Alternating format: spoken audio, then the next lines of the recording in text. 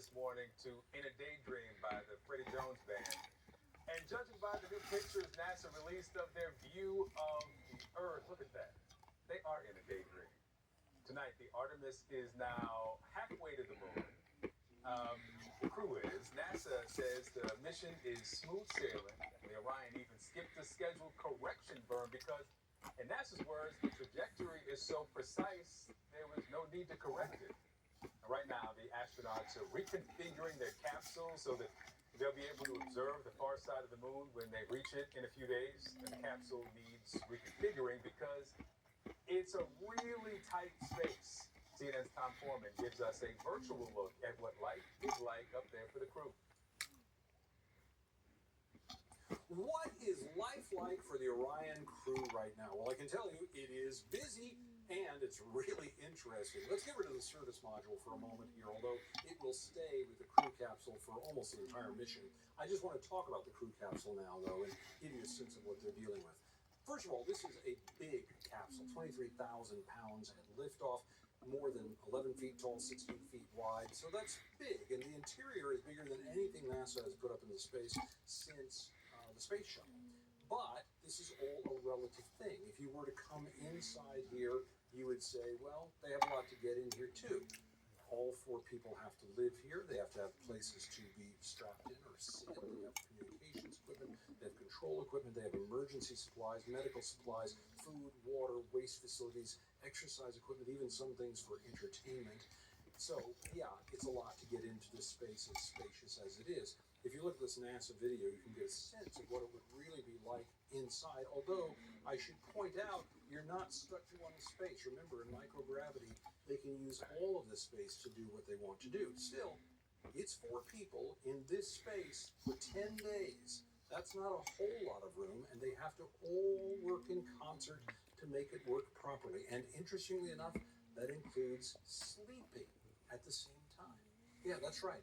At the same time, they will all strap in for the night, close their eyes, and they will sleep and dream as they drift through the cosmos from the Earth all the way up to this historic return to the moon. All right, Tom Foreman, thank you. Here with me now is Dr. Robert Satcher, former NASA astronaut and founder of Orbital Med. Dr. Satcher, good to have you. So, the crew is halfway to the moon. NASA says everything's going great. Are you surprised? I mean, of course, we're all glad that it is, but are you surprised that this mission has gone so smoothly, fairly, appearingly effortlessly so far? No, I think it's been years in the making, and it's been over 50 years.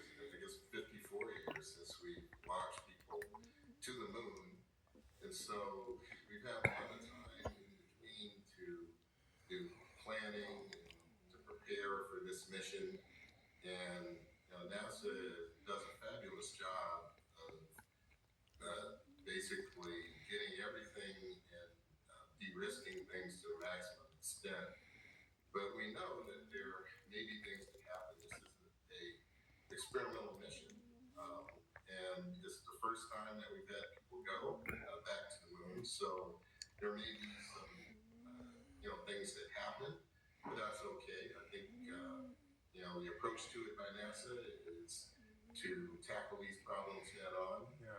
And a fabulous group of engineers at Johnson Space Center that are coordinating this mission, and we full well expect that it's going to be a successful endeavor. Oh, so let's talk about what we're hoping to learn from this, because yes, we are focused on the history and the distance and the far side of the moon, but what are you expecting to learn from this mission? Well, the Orion spacecraft has to be tested and proved before we send people to the moon to stay there permanent or to establish a base on the moon. So that is what this mission is about, is making sure that the spacecraft performs as expected. And the next steps will be people going and establishing a base on the moon, as was described by the administrator. So this is a exciting time. It's going to be a lot that's learned from this mission as is going to be paid forward. And establishing a base on the moon will be another fantastic step in the evolution of space exploration. So How far do you think we are from it's that? very important. The plan is to have boots on the moon by 2028. It could slip some depending on what is found out during these missions, whether or not anything needs to be re-engineered or whatnot. But that's the time frame which has been laid out. So I think we'll see something in that time frame, probably latest 2029. And so, talk to me about the significance of the firsts on this mission, the members of this crew. Of course, we talked to Victor Glover Sr. yesterday. What's that feel like and the importance here in 2026 of seeing it? Yeah, it's exciting for the crew members. They've been training for this for a long time. I know, each of the crew members, and probably the last person I talked to was Victor Glover. But really excited to be going, and it's service to the country, a service to the nation. It's expanding the boundaries of space exploration.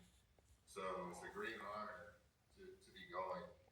And I know that they're really excited to be there and to be the first people to really get a good look at the dark side of the moon. Yeah, a service not just to the country, but to the world, to humankind. Dr. Yes. Robert Satcher, appreciate the conversation. Thank you, sir.